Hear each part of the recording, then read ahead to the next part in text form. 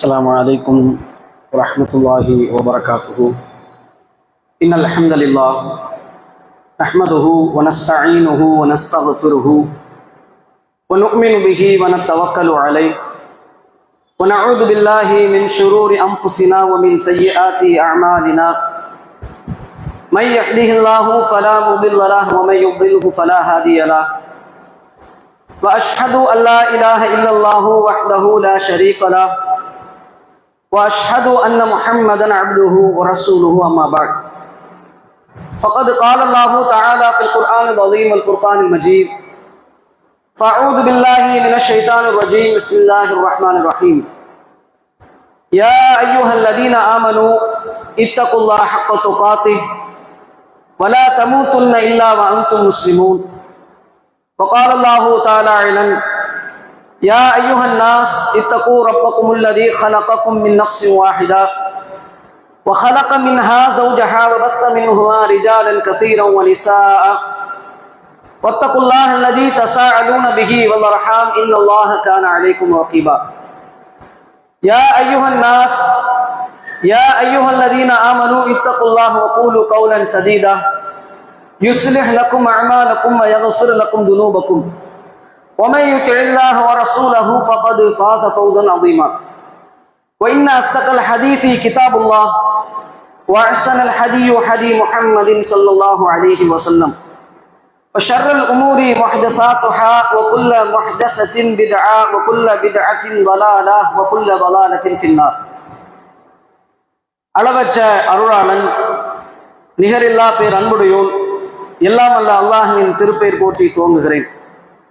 புகழ் அனைத்தும் அகிலத்தை படைத்து பரிபாலித்து பரிபக்குவப்படுத்தக்கூடிய ஏகநாயனாகி அல்லாஹின் குறித்தாக்கி சலாத்தும் சலாமும் ஈருலக தலைவர் நபிகள் பெருமானார் ஸல்லல்லாஹு அலைஹி வஸல்லம் அன்னவர்கள் மீதும் அன்னாரது சொல் செயல் அங்கீகாரங்களை தங்கள் வாழ்க்கையிலே ஏற்று நடந்த நல்லற தோழர்கள் தோழியர்கள் முன் சென்றவர்களில் நல்லோர்கள் அறிஞர்கள் இமாம்கள் நம் அனைவர்கள் மீதும் குறிப்பாக அல்லாஹுடைய கடமையை நிறைவேற்ற இங்கே ஒன்று கொண்டிருக்கின்ற நம் அனைவர்கள் மீதும் வல்ல நாயனின் வற்றா பெருங்கரனை என்றென்றும் நின்று நிலவட்டுமாக. கண்ணியத்திற்குரிய எல்லாம் வல்ல அல்லாஹின் நல்லடியார்களே, அல்லாஹுடைய அருள் பெரும் கிருபை புனிதமிக்க மாதத்திலே புனிதமிக்க நாட்களிலே நாம் எல்லாம் இந்த புனித ஜுமாவை நாம் அடைந்திருக்கிறோம். இந்த வாய்ப்பை அல்லாஹ் ரப்புல் ஆலமீன் ஆண்டிற்கு ஒரு முறை வழங்குகிறான். இந்த ஜுமா தினத்திலே குறிப்பாக துல்ஹஜ்ஜினுடைய அந்த மாதத்திலே அல்லாஹ்விடத்திலே அதிகமான நன்மைகளை செய்ய வேண்டும், அதற்கான அதிகமான கூலியை அல்லாஹ்விடத்திலே ஆதரவு வைத்து இன்னும் ஓரிரு தினத்திலே ஹஜ்ஜு பெருநாளை எதிர்நோக்கியவர்களாக நம்முடைய பலிப்பிராணியை நம்முடைய முன்னோராகிய இந்த ஏகத்துவத்தினுடைய ஏவுகணையாக இருக்கக்கூடிய நபி இப்ராஹிம் அலைஹிஸ்ஸலாம் அவர்களுடைய அந்த தியாகத்தை, அவருடைய குடும்பத்தினுடைய தியாகத்தை நினைவு கூறுவதற்காக நாம் பலிப்பிராணிகளை வாங்கி நாம் குடும்பத்தோடு நம்முடைய தியாகத்தை இறையச்சத்தையும் வெளிப்படுத்தி அதன் மூலமாக அல்லாஹ்விடத்தை நன்மையை எதிர்நோக்கியவர்களாக நாம் இன்றைய தினம் நாம் அமர்ந்திருக்கிறோம். கண்ணியத்திற்குரியவர்களே, இந்த மாதத்தினுடைய சிறப்புகள் நாம் எல்லோரும் அறிந்ததுதான். அல்லாஹ் ரப்புல் ஆலமீன் அவனுடைய படைப்பில் இருந்து மாதங்களின் எண்ணிக்கை 12. அந்த மாதங்களிலே அர்பஅத்துன் ஹராம் 4 புனிதம் என்று அல்லாஹ் சொல்கிறான். அந்த புனிதமான மாதம் தான் இந்த துல்ஹஜ் மாதம். இந்த துல்ஹஜ்ஜினுடைய சிறப்புகளை நாம் எல்லாம் அறிந்து வைத்திருப்போம். அதிலும் குறிப்பாக முதல் 10 நாட்கள் வல் ஃபஜ்ரி வலயாலின் அஷ்ர் என்று அல்லாஹ் ரப்புல் ஆலமீன் வைகரையின் மீது சத்தியமிட்டு சொல்லக்கூடிய இந்த 10 நாட்கள் சஹாபாக்களும் ஏனைய முன் சென்ற அறிஞர்களும் முஃபஸ்ஸீர்களும் இந்த துல்ஹஜ்ஜினுடைய 10 நாள் தான் அல்லாஹ் ரப்புல் ஆலமீன் சொன்ன அந்த 10 இரவுகள், சத்தியமிட்டு சொன்ன அந்த 10 இரவுகள் என்பதை நாம் எல்லாம் அறிந்து நன்மைகளை அதிகமாக வேறு எந்த நாளை விடவும் அல்லாஹ்விற்கு மிகவும் விருப்பமாக நல்லறங்கள் செய்வதற்கு நன்மையை வழங்குவதற்கு அல்லாஹ் ரப்புல் ஆலமீன் விரும்பக்கூடிய நாளிலே இந்த நாட்களும் இருக்கிறது. எனவேதான் இந்த மாதத்திலே ஹாஜிகள் எல்லோரும் ஹஜ்ஜி என்ற அந்த கடமையை நிறைவேற்றக்கூடிய நேரத்திலே நாம் அல்லாஹ்விடத்திலே நன்மை எதிர்பார்த்து நல்ல அமல்களை செய்து கொண்டிருக்கக்கூடிய இந்த நேரத்தில் தான் நாம் முக்கியமாக கவனிக்க வேண்டிய ஒரு சில அடிப்படைகளை நினைவு கூறலாம் என்று நான் ஆசைப்படுகிறேன். அன்பான சகோதர சகோதரிகளே, அல்லாஹ்வுடைய தூதர் நபிகள் நாயகம் ஸல்லல்லாஹு அலைஹி வஸல்லம் அவர்கள் துல்ஹஜ் மாதம் 10வது நாள் தன்னுடைய வாகனத்தின் மீது அமர்ந்து கொண்டு அந்த ஒட்டகத்தினுடைய கடிவாளத்தை பிடித்தவர்களாக நபி ஸல்லல்லாஹு அலைஹி வஸல்லம் அவர்கள் நீண்ட நெடிய ஒரு உபதேசம், ஒரு உரையாற்றினார்கள். அந்த உரையாற்றும் பொழுது நபி ஸல்லல்லாஹு அலைஹி வஸல்லம் அவர்கள் அந்த மக்களிடத்திலே சொன்னார்கள், அல்லாஹ்வுடைய தூதர் மக்களிடத்திலே சொன்ன அந்த வரலாற்று சிறப்புமிக்க அந்த உரை, பொன்னெழுத்துக்களால் பொறிக்கப்பட வேண்டிய அந்த உரை, அதிலே ஒரு சில அம்சத்தை நாம் நம்முடைய வாழ்க்கையிலே ஏற்று நடக்க வேண்டும். அதிலே சொன்னார்கள், இது எந்த நாள் என்று உங்களுக்கு தெரிகிறதா? இந்த ஐயோ யௌமின் ஹாதா, இது எந்த நாள் தெரியுதான்னு மக்கள்கிட்ட கேட்கிறாங்க. எல்லோருக்கும் தெரியும் இது துல்ஹஜ்ஜுடைய பிறை 10வது நாள் என்று சஹாபாக்கள் எல்லோருக்கும் தெரியும். ஆனாலும் நபி ஸல்லல்லாஹு அலைஹி வஸல்லம் அவர்கள் வேறு ஏதாவது ஒரு பெயரை சொல்லி விடுவார்கள் என்பதற்காக எல்லோரும் அமைதியா இருக்கிறாங்க. அப்ப ரசூலாவே விளக்கம் அளிக்கிறாங்க, இது நஹருடைய நாள் தானே, இது துல்ஹஜ் பிறை 10 தானே, அறுத்து பலியிடக்கூடிய அந்த நாள் தானே என்கிறாங்க. சஹாபாக்கள் ஆமாங்கிறாங்க. பிறகு நபி ஸல்லல்லாஹு அலைஹி வஸல்லம் அவர்கள் மக்கள்கிட்ட கேட்கிறாங்க, ஐயோ ஷஹரின் ஹாதா, இது எந்த மாதம் என்று உங்களுக்கு தெரியுமா என்று கேட்கிறாங்க. அப்பொழுதும் சஹாபாக்கள் அமைதியாக இருக்கிறார்கள். நபி ஸல்லல்லாஹு அலைஹி வஸல்லம் அவர்கள் வேறு ஏதேனும் ஒரு பெயரை இந்த மாதத்துக்கு சூட்ட போகிறார்களோ, குறிப்பிட்டு சொல்லுகிறார்களே, வேற எதுவும் சொல்லுவாங்களோ அப்படிங்கிறதுக்காக அமைதியா இருக்கிறாங்க. அப்ப நபி ஸல்லல்லாஹு அலைஹி வஸல்லம் அவங்க சொல்றாங்க, இது துல்ஹஜ் மாதம் தானே, புனித மாதம் தானே என்று சொல்லும் போது ஆமா என்று சொல்லுறாங்க. பிறகு நபி ஸல்லல்லாஹு அலைஹி வஸல்லம் அவங்க சொல்றாங்க, இந்த நகரம், இந்த இடம், இந்த ஊர், ஐயோ பலதின் ஹாதா, இந்த நகரம் எந்த நகரம், எப்படிப்பட்ட நகரம் தெரியுமா கேட்கும் போதும் எல்லா சஹாபாக்களும் அமைதியா இருக்கிறாங்க. அதற்கு பதிலாக நபி ஸல்லல்லாஹு அலைஹி வஸல்லம் சொன்னாங்க, இது மக்கா என்று சொல்லக்கூடிய அல்லாஹ் அபயம் அளித்த பாதுகாப்பாகிய சங்கைக்குரிய புனித நகரம் தானே என்று கேட்கிறாங்க. அப்ப அதற்கும் ஆமாம் என்று சொன்னாங்க. சொல்லிவிட்டு நபி ஸல்லல்லாஹு அலைஹி வஸல்லம் அவங்க சொல்றாங்க, அதாவது இந்த நாள், இந்த மாதம், இந்த இடம் எப்படி புனிதமோ, அந்த வார்த்தையை கவனிக்க வேண்டும். நபி ஸல்லல்லாஹு அலைஹி வஸல்லம் அவங்க ஒப்பிடுகிறார்கள். துல்ஹஜ் மாதம் புனிதம் என்பது எல்லோருக்கும் தெரியும். அதிலும் நஹருடைய நாள், ஹஜ்ஜு பெருநாள், அறுத்து பலியிடக்கூடிய நாள் எப்படிப்பட்ட நாள் என்பதும் சிறப்புக்குரிய நாள் என்பதும் எல்லோருக்கும் தெரியும். அந்த பூமி மக்கமா நகரம், நபி ஸல்லல்லாஹு அலைஹி வஸல்லம் அவர்கள் பேசக்கூடிய அந்த இடம் எப்படிப்பட்ட நகரம் என்பதும் எல்லோருக்கும் தெரியும். இந்த உலகத்திலே அல்லாஹ் அபயம் அளித்திருக்கக்கூடிய மிகச்சிறந்த ஒரு நகரமாக இருக்கக்கூடியது, அல்லாஹ்வினுடைய முதல் ஆலயம் எழுப்பப்பட்ட அந்த ஊர் மக்கா என்று சொல்லக்கூடிய மக்கா. அந்த நகரம் எப்படி புனிதமோ அதே போன்று அல்லாஹ்வுடைய தூதர் சொன்னாங்க, உங்களுடைய ஒவ்வொருவருடைய உயிர், அத்திமாவுக்கும் அம்பாலுக்கும் அரலுக்கும் அலைக்கும் ஹராம் என்று சொன்னாங்க. உங்களுடைய உயிர்கள், உங்களுடைய பொருளாதாரம், உங்களுடைய மானம், கண்ணியம், இவை அனைத்தும் ஒருவர் மற்றவருக்கு ஹராம் என்று சொன்னார்கள். ஹராம் என்று சொன்னால் நீ பிறர் விஷயத்திலே, அவனுடைய உடைமைகள் விஷயத்திலே உனக்கு எந்த அதிகாரமும் கிடையாது, அது ஹராம், தடுக்கப்பட்டிருக்கிறது. பிறருடைய மான மரியாதை விஷயத்திலே உனக்கு அதை அவனிடத்திலிருந்து கெடுப்பது, அகற்றுவது தடுக்கப்பட்டிருக்கிறது. ஒருவரை உயிரை எடுப்பதற்கும் அவருடைய உயிருக்கு ஊர் விளைவிக்கக்கூடிய அளவுக்கு சேதாரத்தை ஏற்படுத்துவதற்கும் உனக்கு தடுக்கப்பட்டிருக்கிறது. எப்படி இந்த மாதமும் இந்த நாளும் இந்த நகரும் புனிதமோ அதே போன்று உங்களுடைய ஒவ்வொருவருடைய உடலும் உடைமையும், ஒவ்வொருடைய மானமும், ஒவ்வொருடைய உயிரும் புனிதம் என்று நபி ஸல்லல்லாஹு அலைஹி வஸல்லம் அவர்கள் சொன்னார். அதற்கு நிகராக புனிதம் என்று சொன்னார். கண்ணியத்திற்குரிய எனது அருமை தாய்மார்களே, பெரியோர்களே, சகோதர சகோதரிகளே, இன்றைக்கு இந்த மார்க்கம் என்பது அல்லாஹ்வுடைய மார்க்கமாக அல்லாஹ்வுடைய தூதர் நமக்கு வழங்கியிருக்கிறார். இன்றைக்கு எத்தனையோ மனிதர்களுக்கு கிடைக்காத இந்த பாக்கியம், அல்லாஹ் ரப்புல் ஆலமீன் இந்த தீனுல் இஸ்லாத்திலே ஒரு அங்கத்தினராக வாழக்கூடிய பாக்கியத்தை நமக்கு வழங்கியிருக்கிறார். எத்தனையோ பேருக்கு கிடைக்கல.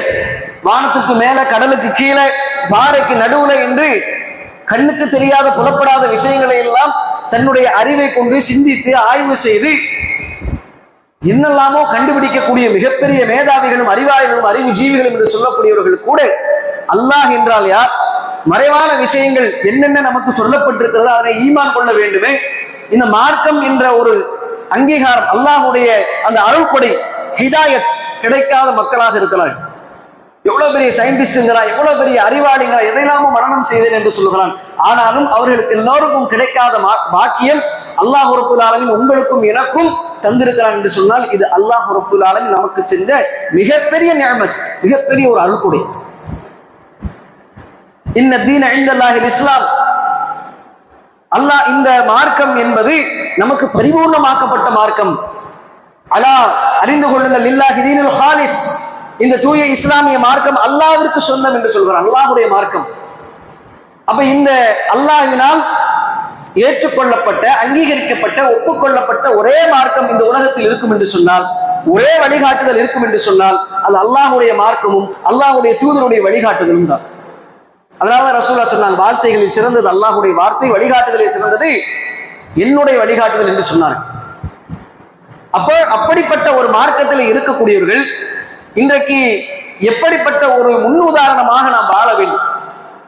நபிகள் நாயகம் ஸல்லல்லாஹு அலைஹி வஸல்லம் அவர்கள் நமக்கு பல்வேறு விதமான நல்ல ஒரு பண்புகளை, பழக்க வழக்கங்களை, ஒரு மனிதன் எப்படி கண்ணியமாக வாழ வேண்டும், எது ஹலால் எது ஹராம், எப்படி வாழ்ந்தால் அவன் இம்மையிலும் மறுமையிலும் கண்ணியவனாக இருப்பான், எதை அவன் அகற்றிக் கொண்டால் தன் ஆத்மாவை இம்மையிலும் மறுமையிலும் பரிசுத்தப்படுத்திக் கொண்டால் அவன் மறுமையிலே வெற்றி பெறுவான், ஈடேற்றம் பெறுவான் என்பது குறித்தெல்லாம், பிற மனிதர்களுடைய உரிமைகள் விஷயத்தில் எப்படி நடந்து கொள்ள வேண்டும், கொடுக்கல் வாங்கல் எப்படி நடந்து கொள்ள வேண்டும், குடும்ப உறவுகளை எப்படி ஆதரிக்க வேண்டும், குடும்பம், பொருளாதாரம், இப்படி எல்லா துறைகளுக்கும் நபி ஸல்லல்லாஹு அலைஹி வஸல்லம் அவர்கள் முன்மாதிரியாக வாழ்ந்து நமக்கு வழிகாட்டி சென்றிருக்கிறார்கள். லக்கத் கான லக்கும் ஃபீ ரசூலில்லாஹி உஸ்வத்துன் ஹஸனா லிமன் கான யர்ஜுல்லாஹி வல் யௌமில் ஆகிர் வ தக்கரல்லாஹு கஸீரா. அல்லாஹ் சொல்கிறான், யார் அல்லாஹ்வை நம்பிக்கை கொண்டிருக்கிறார்களோ, யார் மறுமையை நம்பிக்கை கொண்டிருக்கிறார்களோ, ஃபீ ரசூலில்லாஹி உஸ்வத்துன் ஹஸனா, இந்த தூதரிடத்தில் அழகிய முன்மாதிரி இருக்கிறது.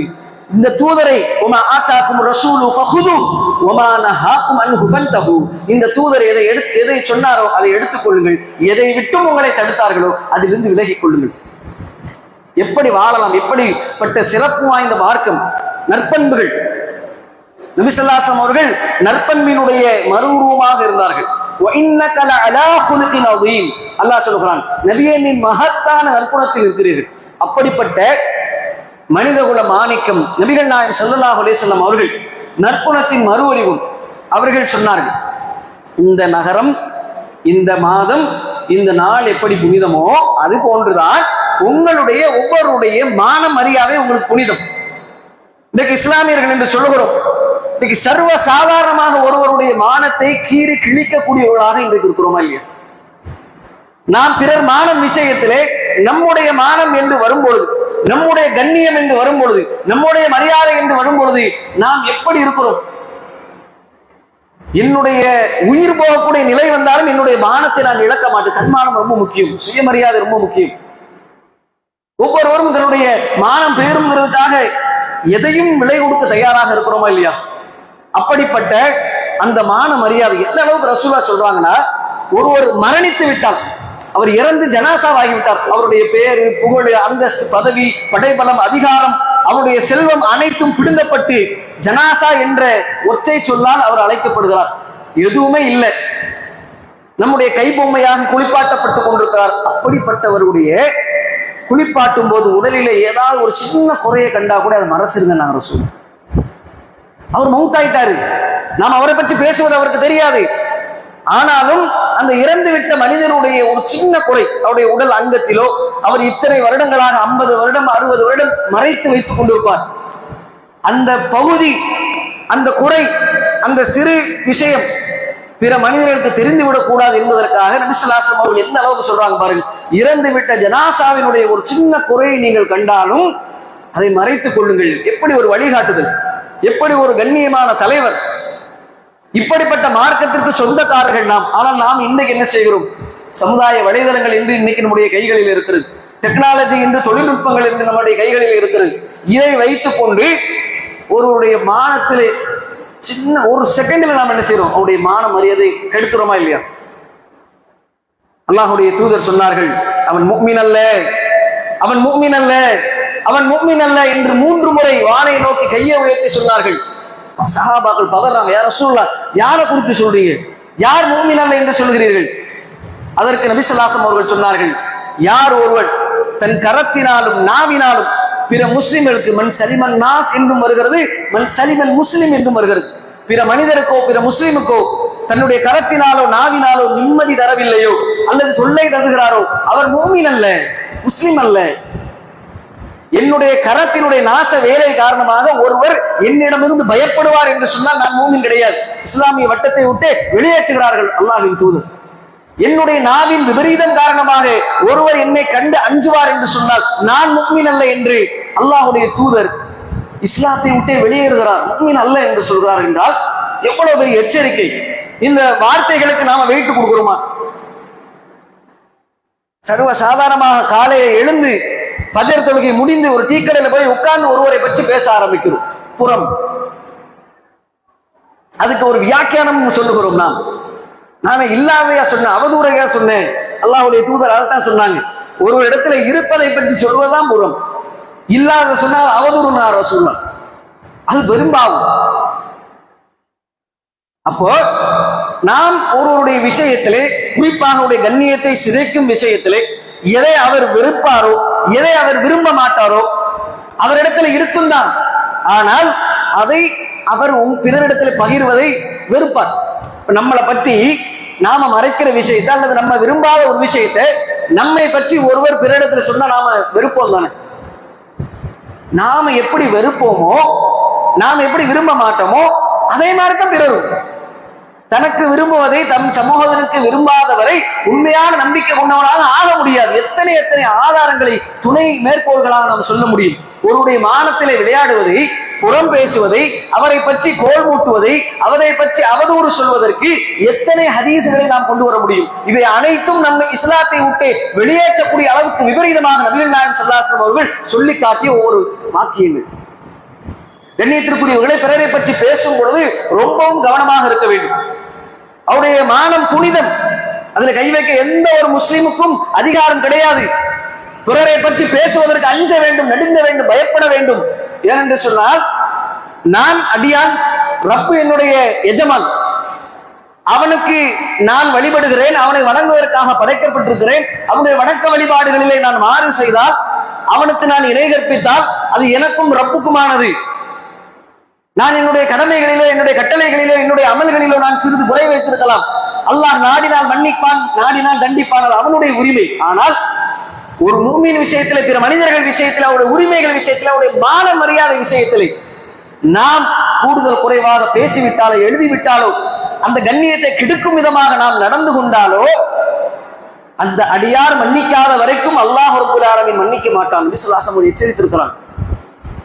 அப்ப எந்த அளவுக்கு புனிதம் விளங்குதான் நமக்கு. ஏன் இந்த அளவுக்கு ரசூலா சொல்லியிருக்கிறாங்க? இத்தனை ஹதீஸ்களும் சொல்லக்கூடியது என்ன? அடுத்தமான விஷயத்தில் பேசும் பொழுது எழுதும் போது ரொம்ப கவனமா நடந்துக்க. அடுத்தவனுடைய மான மரியாதை புனிதம். கேலி பண்றோம், வா மச்சான், வா மாப்பிள என்று நாம சர்வசாதாரணமா சிரிக்கிறதுக்காக சொல்லிடுவோம். ஆனா அவர் வெளிப்படையா சிரிச்சிருவார், உள்ளத்துக்குள்ள அவர் வலிக்கும்.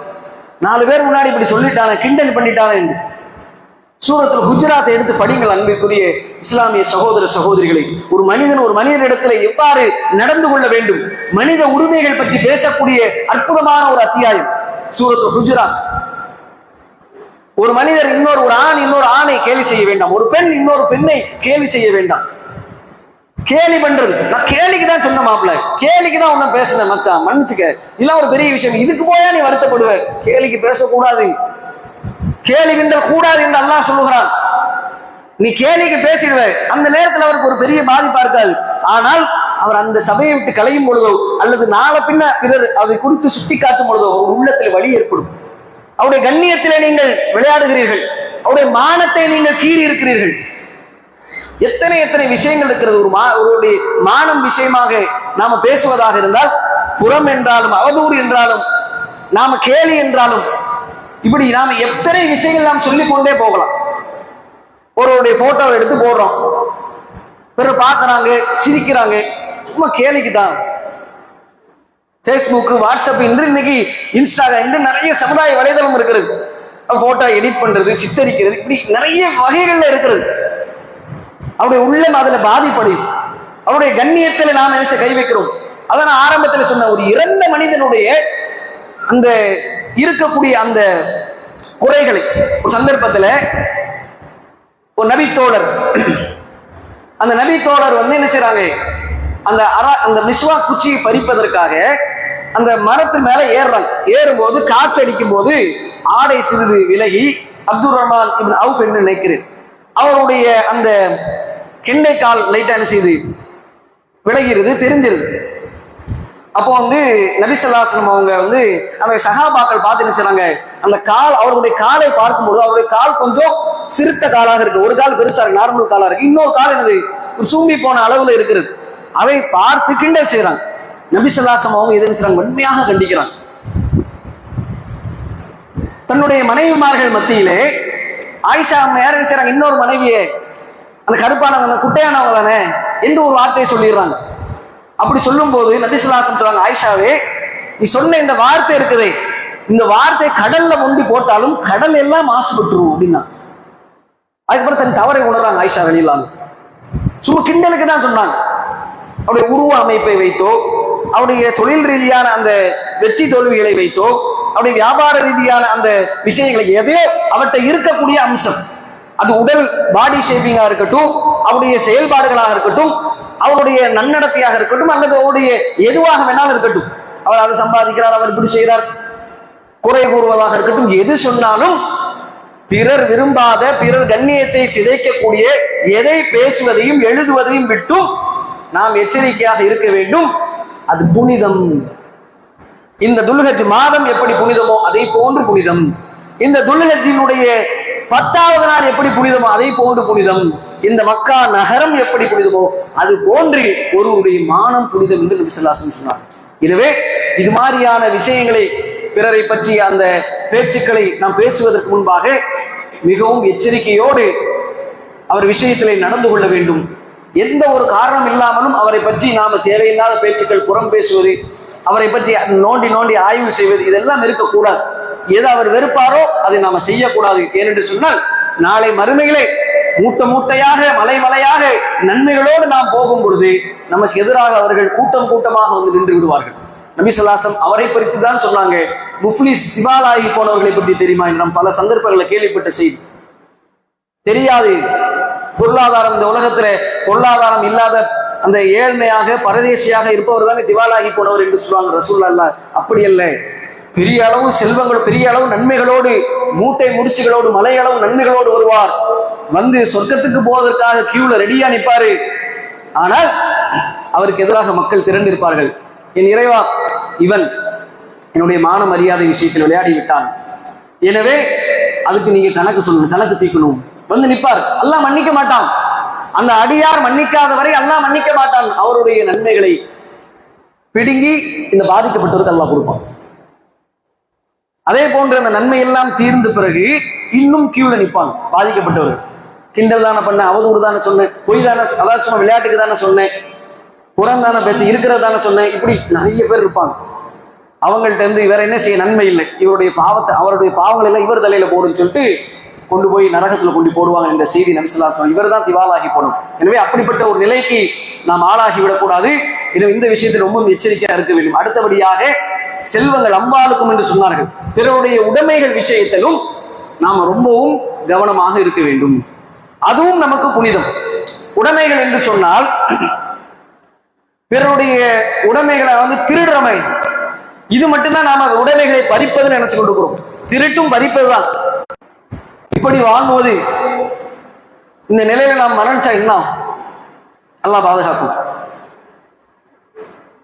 அவர் வந்து மிகப்பெரிய ஷஹீதாக இருந்தால் கூட நபி ஸல்லல்லாஹு அலைஹி வஸல்லம் என்ன சொன்னாங்க, முதல் வேலை என்ன கேட்பாங்க, கடன் இருக்கா இவருக்கு, இவர் சார்பா யாரும் பொறுப்பேற்கிறீங்களா, அல்லது பைத்துல் மால்ல பொறுப்பேற்கிற பொருளாதாரம் இருக்குதா, இப்படிதான் பார்ப்பாங்க ரசூலுல்லாஹ். ஏன் கடன் இருந்தா ரசூலுல்லாஹ் ஜனாசா தொழுவாங்க, உங்க சகோதரர் நீங்களே வச்சுக்கிடுவாங்க. அதுக்கு யாராவது பொறுப்பேற்றா மட்டும்தான், மக்கள் முன் வந்தா மட்டும்தான் ரசூலுல்லாஹ் தொழ வைப்பாங்க. ஏன்? அது மாத்திரம் அல்லாஹ் இடத்துல நிற்கும். அவர் ஷஹீதே இருந்தாலும் கடனை தவிர மற்ற எல்லாம் என்ன செய்யும், அவருடைய அந்த வெட்டப்பட்ட அந்த வாள், அவருடைய ரத்தம் கீழே சிந்தும் பொழுது அவருடைய முந்தைய பாவங்களை எல்லாம் மன்னித்து விடும், கடனை தவிர. ஏன்? அது ஒரு மனிதனுடைய உரிமை விஷயம், ஒரு மனிதனுடைய பொருளாதாரம் சார்ந்த விஷயம். அவருடைய நெருக்கடியிலே அவர் வந்து சிரமப்பட்டு கடன் கொடுத்திருப்பார். அதனால தான் அல்லாஹ் அதை பெண்டிங்ல வைக்கிறான். இந்த மாதிரி மனித உரிமைகள் விஷயத்துல குறிப்பா மான மரியாதை, இந்த பொருளாதார விஷயம் ரொம்ப கேர்ஃபுல்லா இருக்கணும். நாம ஒருத்தனுக்கு ஒரு பொருளாதாரம் வாங்குறோம் அப்படின்னா, கொடுக்கல் வாங்கல வாங்குறோம்னா மோசடி பண்ணிடக்கூடாது, லஞ்சமா வாங்கிடக்கூடாது. அதே போல எவ்வளவு காரியங்களுக்காக நீங்க லஞ்சம் கொடுக்கப்படுது, வாங்கப்படுது. ஒரு இடம் வாங்குறதுனா கூட நீ ஒரு பொருளை விற்கும் பொழுது இடையில போய் குறுக்க போய் மறிச்சல் செய்யாது. நீ அடுத்தவனுக்கு முன்னாடி போய் பிசினஸ் பண்ணாதன்னு மார்க்கு தடுக்கு. அவருக்கு வர வேண்டிய வருமானத்தை நீ போய் கொடுக்க போய் கூடுதலா காசு கொடுத்து அந்த பிசினஸ் ஓம் பக்கம் இழுக்காத. எத்தனை எத்தனை அநியாயமான வியாபாரங்கள் இது மாதிரியாக லஞ்ச லாவணியம், மோசடி, சுரண்டல், கொடுக்கல் வாங்கல் ரொம்ப எச்சரிக்கையா இருக்கணும். அப்ப இந்த மாதிரியாக பிறருக்குரிய காசுகளை, பிறருக்கு வரக்கூடிய அந்த பொருளாதாரத்துல நஷ்டத்தை ஏற்படுத்துறது, அபகரிக்கிறது வேற, நஷ்டப்படுத்துறது ரொம்ப எச்சரிக்கையாக இருக்க வேண்டும். செய்யக்கூடிய வியாபாரத்தை ரொம்ப கவனமாக இருக்கணும். லஞ்சம் இருக்குதா, மோசடி இருக்குதா, எப்படி வருது, நமக்கு அடுத்தவனுக்கு அது பாதிப்பை ஏற்படுத்துதா, எல்லா விஷயத்தையும் நாம கவனிக்க வேண்டும். சும்மா நம்ம வியாபாரம் தானே பண்றோம்னு சொல்லிட்டு, அதான் அல்லாஹ் சொல்றான், யூதன் அப்படிதான் பண்ணான். வட்டியும் வியாபாரம் ஒண்ணுன்னா, வட்டியும் வியாபாரம் ஒண்ணுன்னு சொன்னான். அந்த மாதிரியான ஒரு தொழில் நம்ம இடத்துல வந்துடக்கூடாது. ரொம்பவும் நிதானமாக, ரொம்பவும் பார்த்து பிறருடைய பொருளாதாரம் விஷயத்துல, வாங்கின கடனை கொடுக்கிற விஷயத்துல, இப்படி எல்லா வகையிலும் அவருடைய பொருள் நமக்கு அமானிதம். ஒருவர் நம்ம நம்பி ஒப்படைக்கிறார் என்று சொன்னால் அமானிதம்.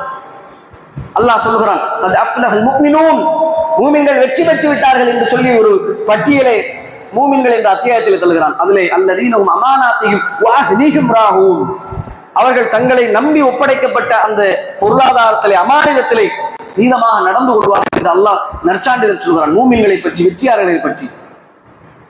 அப்போ அமானிதமாக நம்ம இடத்துல ஒரு சின்ன அளவுக்கு ஒரு அற்பமான கிரயத்துக்கு பொருளாக இருந்தாலும், அல்லது மிகப்பெரிய பிரம்மாண்டமான அளவுக்கு சொத்து பத்துக்கள், நிலபுலங்கள் என்று எது நம்மை நம்பி ஒப்படைக்கப்பட்டிருந்தாலும் அதிலே நாம் என்ன செய்யக்கூடாது, தவறான முறையிலே கமிஷன் என்ற பெயரிலே இப்படியாக நாம் என்ன செய்யக்கூடாது.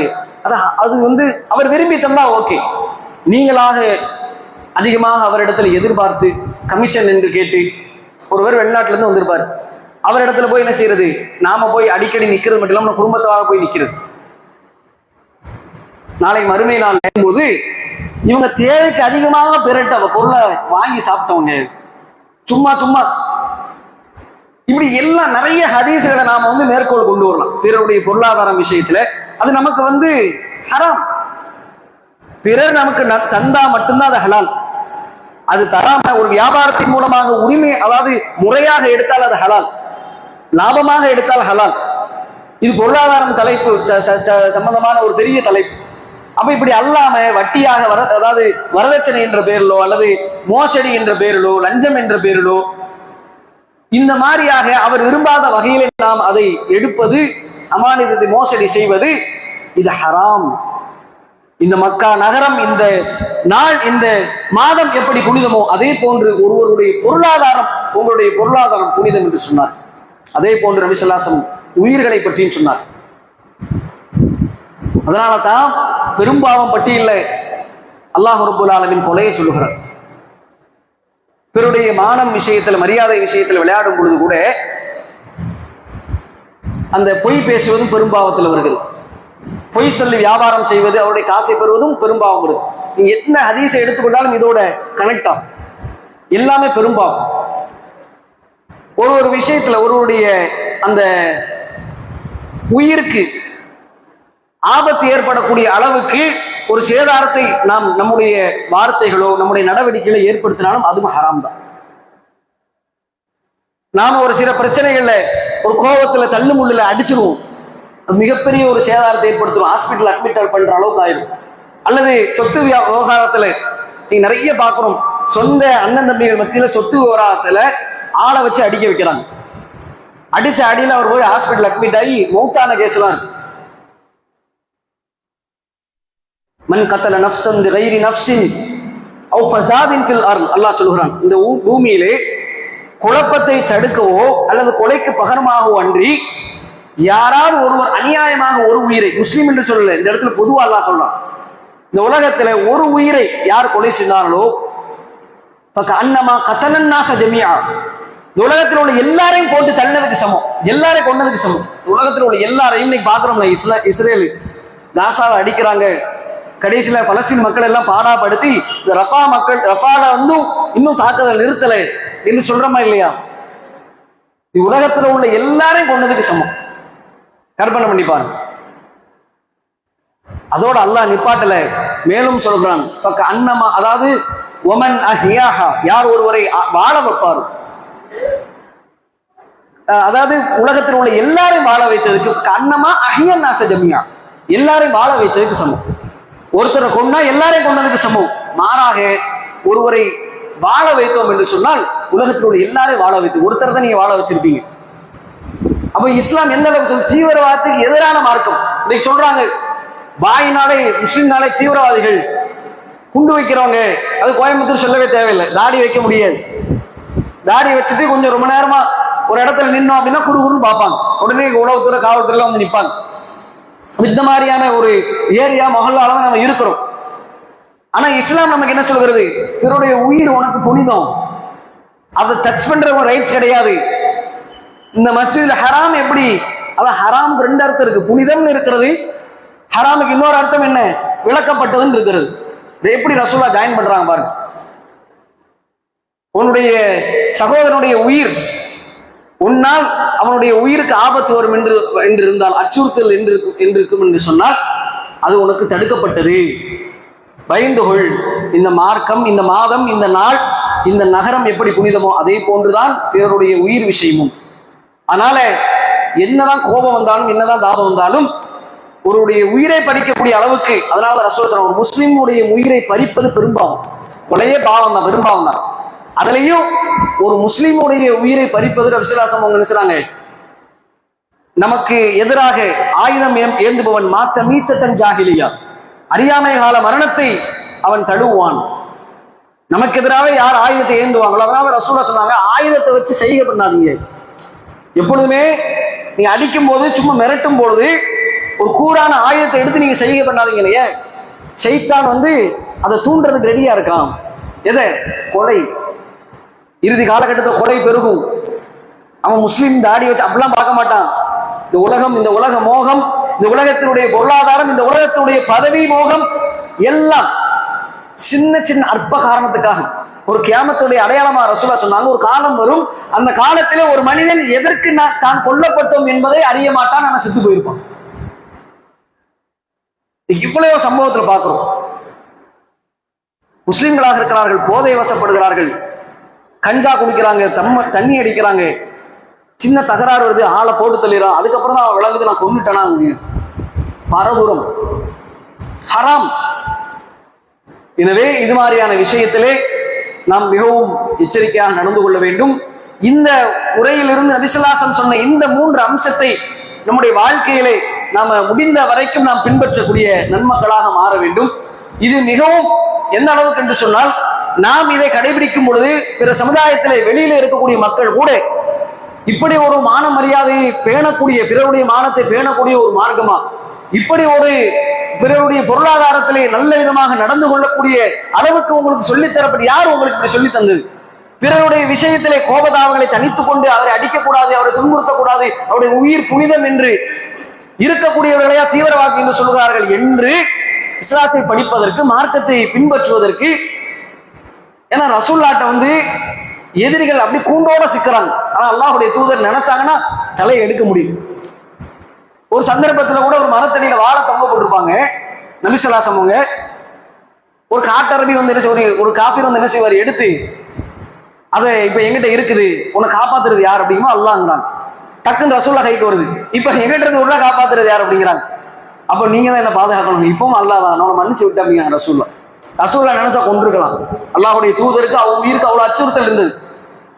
யமாமா பிரதேசத்திலிருந்து சுமாமா ரலியல்லாஹு அன்ஹு இஸ்லாத்தை ஏற்பதற்கு முன்பாக படையெடுத்து வந்தாங்க. கையும் நல்ல வசமாக சிக்கி கொண்டார்கள். பிடிச்சி கட்டி போடுறாங்க மஸ்ஜித் நபவியில. முதல் நாள் வந்து கேட்கறாங்க, அப்போ வந்து எதுவும் சொல்லலை. 2வது நாள் வந்து பாக்குறாங்க, அப்பவும் எதுவும் சொல்லல. 3வது நாள் வந்து பாக்குறாங்க, எதுவும் சொல்லலை. 4வது நாள் ரசூலுல்லாஹ் வராங்க. அந்த நேரத்துல அவர் போய் என்ன செய்யறாரு, தன்னை தூய்மைப்படுத்தி கொண்டு வந்து நபி ஸல்லல்லாஹு அலைஹி வஸல்லம் கையை பிடித்து இஸ்லாத்தை தழுவுறாரு. இந்த உலகத்திலேயே ரொம்ப பிடிக்காத ஒரு ஊர்னா இதுதான், மதீனா தான். இந்த உலகத்திலே எனக்கு பிடிக்காத மார்க்கம்னா இஸ்லாம் தான், இந்த உலகத்திலே பிடிக்காத ஒரு நபர் ஒரு முகம்னா உங்க மூஞ்சி தான் அப்படின்னு சொல்லி சொன்ன ஆளு எப்படி சொல்றாரு அப்படின்னா, இஸ்லாத்தை ஏற்றுக்கொண்டு சஹாபியா மாறிய பிறகு இந்த உலகத்திலேயே மிகவும் பிடித்த முகம் உங்கள் முகம் யார சொல்லலாம், இந்த உலகத்திலேயே மிகவும் பிடித்த நகரம் உங்கள் இந்த மதினா நகரம், இந்த உலகத்திலேயே பிடித்த மார்க்கம் வழிமுறை உங்களுடைய இஸ்லாம் மார்க்கம் என்று சொல்றாங்கன்னா எந்த அளவுக்கு நபிசுல்லாசம் அவங்க இருந்திருக்காங்க. இதை பார்த்த உடனே ஒரு எதிரியுடைய நினைச்சா கொள்ளலாம், இஸ்லாமிய கவர்மெண்ட், இஸ்லாமிய தலைவர், இஸ்லாத்துக்கு அச்சுறுத்தலாக அவருடைய உயிரை எடுக்க வந்தவர் தான், நினைச்சா கொண்டிருக்கலாம். அவர் விஷயத்துல எப்படி நடந்திருக்காங்க பாரு. ஆனால் இன்றைக்கு ஒரு சின்ன சின்ன விவகாரத்துல நண்பர்கள், சொத்து விவகாரத்துல சொந்த சகோதரர்கள், இப்படியெல்லாம் நாம இருப்பது என்பது அவருடைய மானம், மரியாதை, பொருளாதாரம், உயிர் அனைத்தும் புனிதம் என்பதை விளங்கி அதை நம்முடைய வாழ்க்கையில ஏற்றி பின்பற்றி நடக்கக்கூடியவளாக, அதன் மூலமாக பிற மக்களும் இந்த மார்க்கத்தை புரிந்து வரக்கூடியவளாக ஒரு பாக்கியத்தை நம் அனைவருக்கும் அல்லாஹ் ரப்பல் ஆலமீன் தருவானாக என்று கேட்டு என் முதல் உரையை நிறைவு செய்கிறேன்.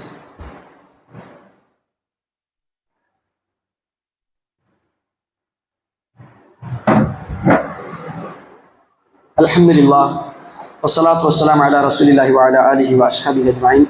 اللهم صل على محمد وعلى آل محمد كما صليت على إبراهيم وعلى آل إبراهيم إنك حميد مجيد.